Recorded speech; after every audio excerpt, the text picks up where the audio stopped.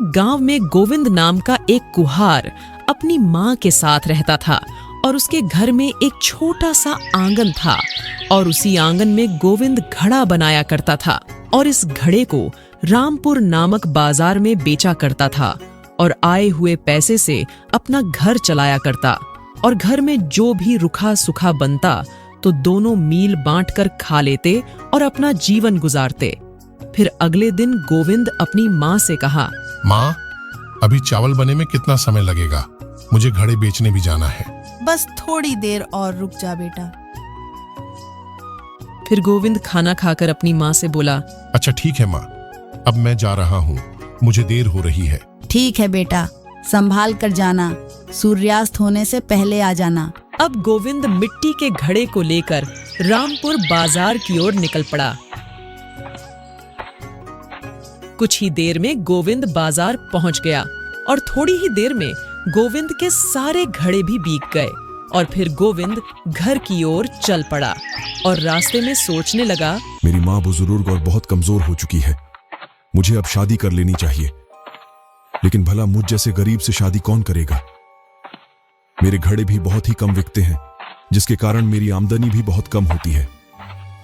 मुझे कल से दुगनी मेहनत करनी होगी, जिससे मेरी घड़े भी ज्यादा बनेंगे, जिसके कारण आमदनी भी बहुत अच्छी होगी।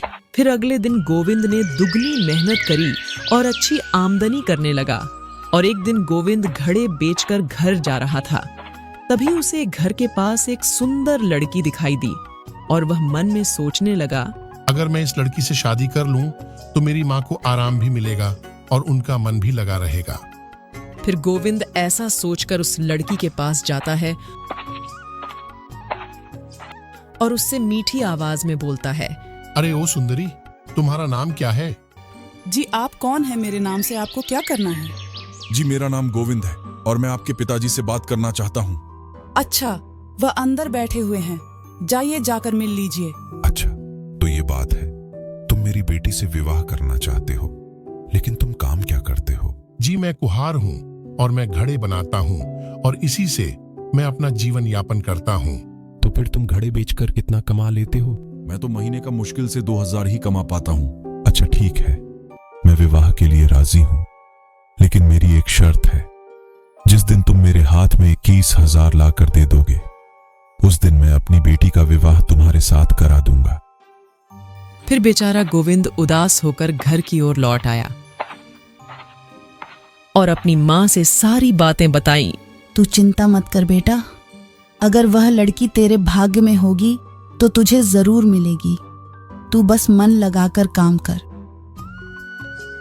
फिर अगली सुबह गोविंद ने घड़े बनाकर सूखने के लिए रख दिए और अंदर घर में आ गया। बेटा, मैं पास के गांव में तुम्हारे मामा रहते हैं, मैं उनके पास जा रही हूँ क्योंकि उनकी तबीयत कुछ ठीक नहीं है। तुम खाना खा लेना, मैं शाम तक आ जाऊंगी। ठीक है माँ, संभल कर जाना, मैं खाना खा लूंगा। गोविंद खाना खाया और उसे अचानक नींद आ गई। तभी बाहर बिजली चमकने लगी और जोरदार बारिश होने लगी, जिसके कारण गोविंद के सारे मिट्टी के घड़े खराब हो गए। जब गोविंद की आंखें खुली तो उसने बाहर आकर देखा तो सारे मिट्टी के घड़े खराब हो चुके थे और यह देखते ही गोविंद बहुत उदास हो गया। हे भगवान, मेरे तो सारे घड़े खराब हो गए। थोड़ी देर बाद गोविंद की माँ भी आ गई और गोविंद ने अपनी माँ से कहा, माँ, मेरे तो सारे घड़े खराब हो गए, अब मैं बाजार में क्या बेचूंगा? मैं क्या करूं बेटा, भगवान भी गरीबों की इतनी परीक्षा क्यों लेते हैं? पता नहीं भगवान हमसे क्या चाहते हैं। ऐसे ही अगले दिन गोविंद मिट्टी के घड़े बनाता है और उन घड़े को सूख जाने के बाद उसे बाजार में बेचने चला जाता है। फिर जल्दी गोविंद सारे घड़े को बेचकर घर की ओर चल पड़ता है और मन ही मन कहता है, आज तो बहुत ही ज्यादा गर्मी है, क्यों ना मैं थोड़ी देर इस पेड़ के नीचे आराम कर लूं। वृक्ष की ठंडी छांव में बैठे बैठे उसकी आंख लग जाती है। थोड़ी देर में उस रास्ते से एक बूढ़ा व्यक्ति गुजरता है और वह गोविंद को आवाज लगाता है, ओ बेटा, थोड़ी मेरी मदद कर दो। वह बूढ़ा व्यक्ति ऐसा कहकर वहीं पर बेहोश हो जाता है। उस बूढ़े व्यक्ति की आवाज सुनते ही गोविंद की आंख खुल गई। जब उसकी नजर बेहोश हुए बूढ़े व्यक्ति पर पड़ती तो गोविंद दौड़कर उस व्यक्ति के पास जाता है और कहता है, आंखें खोलो बाबा, आंखें खोलो बाबा। गोविंद के बहुत बार प्रयास करने के बाद भी उस बूढ़े व्यक्ति की आंखें नहीं खुलती हैं। फिर गोविंद बिना कुछ सोचे समझे उसे व्यक्ति को घर ले आया और अपने खटिए पर सुला दिया। थोड़ी देर बाद उनकी आंखें खुल गईं। आंखें खुलते ही गोविंद ने उस बूढ़े व्यक्ति को खाना खिलाया। खाना खिलाने के बाद गोविंद ने बोला, बाबा, आप कौन हैं? आपका नाम क्या है और आप कैसे बेहोश हो गए? बेटा, मैं एक पंडित हूं और मेरा नाम रामनाथ है। मैं बहुत ज्यादा गर्मी के कारण बेहोश हो गया था और मैंने तुम्हें आवाज लगाई और मेरे 2-3 आवाज लगाने के बाद ही मैं बेहोश ही हो गया और फिर मेरी आंखें तुम्हारे घर में खुली। तुम्हारा बहुत बहुत धन्यवाद जो तुमने मेरी मदद की। नहीं तो आज के युग में तो कोई भी किसी अनजान व्यक्ति की मदद ही नहीं। अच्छा ठीक है बाबा, आप तब तक आराम कीजिए, मैं शाम के खाने का जुगाड़ करता हूँ। नहीं बेटा, मेरे लिए इतना ही बहुत है। लेकिन बाबा, आपकी पूरी तरह से तबीयत सही नहीं हुई है, अभी आपको आराम करना चाहिए। बेटा, मैं अब चल सकता हूँ। मैं पूरी तरह से ठीक हूँ और मेरा ख्याल रखने के लिए मैं तुम्हें इसका फल देना चाहता हूँ। ऐसा कहते ही बूढ़ा व्यक्ति अपने वास्तविक रूप में आ गया। अच्छा ठीक है बाबा, अगर आप मुझे कुछ देना ही चाहते हैं तो मुझे अपना आशीर्वाद दे दीजिए। बेटा, मैं तो बस तुम्हारा परीक्षा ले रहा था और इस परीक्षा में तुम सफल हो गए हो। तुम मुझसे कोई भी एक वरदान मांग सकते हो। मांगो, तुम क्या मांगना चाहते हो? ठीक है बाबा, अगर आप कुछ देना ही चाहते हैं तो बाबा, मैं बस इतना ही चाहता हूं कि मेरी मां की हर इच्छा पूरी हो। गोविंद के इतना कहते ही बाबा आशीर्वाद देकर वहां से गायब हो गए। अगले दिन गोविंद फिर से घड़ा बनाने लगता है। तभी उसकी मां की नजर उस घड़े पर पड़ती है और गोविंद से कहती है, बेटा, यह घड़े कितने अच्छे चमक रहे हैं। इन घड़े की चमक तो बिल्कुल हीरे जैसी है। हाँ मां, ये घड़े बहुत अच्छे चमक रहे हैं और इन घड़ों की बनावट भी बहुत अच्छी है। जरूरी यह उस महान महात्मा की देन है जो ये घड़े इतने सुंदर बने हैं। हाँ जरूर, वह कोई महान आत्मा ही होंगे। अच्छा ठीक है मां, मैं रामपुर बाजार जा रहा हूँ इन घड़ों को बेचने।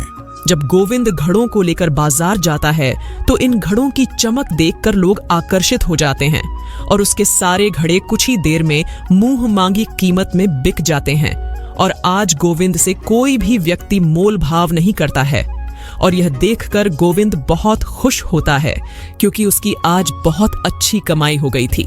फिर गोविंद अपने घर की ओर चल पड़ता है और घर पहुंचकर अपनी माँ से कहता है, माँ ये देखो, घड़ों को बेचकर आज बहुत अच्छी कमाई हुई है। बेटा, सिर्फ तेरे घड़े ही नहीं बिके। यह देख, जब तू सारे घड़े लेकर बाजार गया था तो पता नहीं यह एक घड़ा हमारे आंगन में कैसे आ गया। और जब मैंने पास जाकर इसे खोलकर देखा तो इसमें बहुत सारी सोने की मुद्राएं थीं। जरूरी यह उस महान आत्मा का आशीर्वाद होगा। हाँ माँ, आप बिल्कुल सही कह रही हैं। वह जो बाबा हमारे घर आए थे वह एक महान आत्मा ही थे जिनके आशीर्वाद से हमारे घड़े भी बहुत अच्छे दामों में बिके हैं। हाँ बेटा, लगता है हमारे अच्छे दिन आ गए। अब समय आ चुका है उस मुकुल लाल से उनकी बेटी मोहिनी का हाथ मांगने का। फिर गोविंद कुछ सोचे बिना पैसों की पोटली लेकर चल पड़ा मुकुल लाल के पास और गोविंद अंदर ही अंदर बहुत ही खुश होता है। ये लीजिए मुकुल लाल जी, आपके 21,000 आपने जो शर्त रखी थी वह मैंने पूरी कर दी। अरे वाह गोविंद, बेटा तुमने तो मेरी शर्त बहुत जल्दी पूरी कर दी। लेकिन मैं इन पैसों को नहीं ले सकता क्योंकि मैं चाहता था कि मेरी बेटी को एक अच्छा घर और एक अच्छा वर मिले। मुकुल लाल ने अपनी बेटी मोहिनी गोविंद के साथ शादी करा दी। अब गोविंद अपने परिवार के साथ खुशी खुशी जीवन गुजारने लगा। हमें इस कहानी से यह शिक्षा मिलती है कि हमें किसी भी चीज को पाने के लिए कड़ी मेहनत और ईमानदारी के साथ काम करना चाहिए।